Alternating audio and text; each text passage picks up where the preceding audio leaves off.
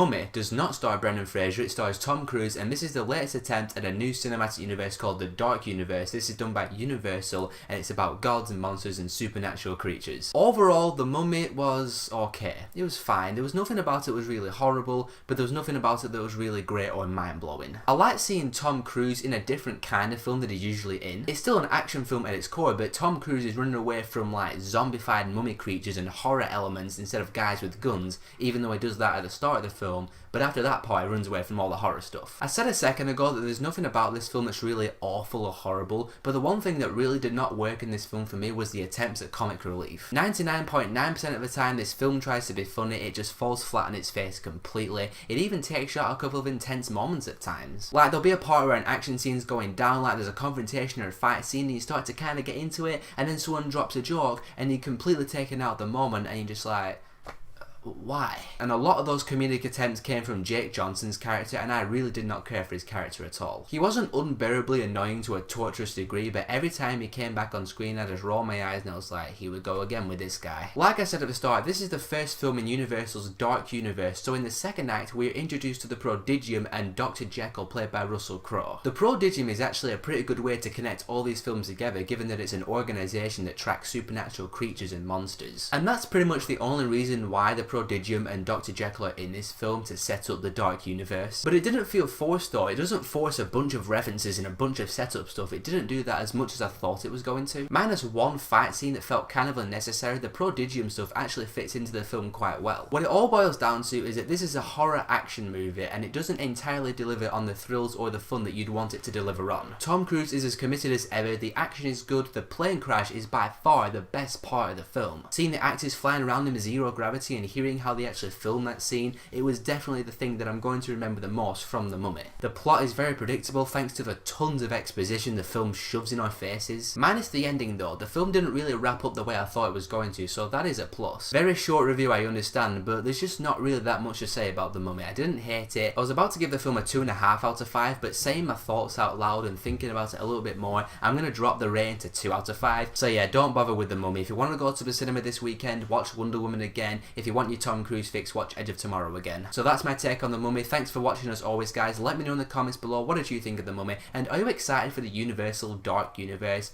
I myself, I just don't care, if I'm going to be honest. Let me know all your thoughts in the comments below, and if you want to see more of my stuff, click on one of these and I'll see you all in the next video.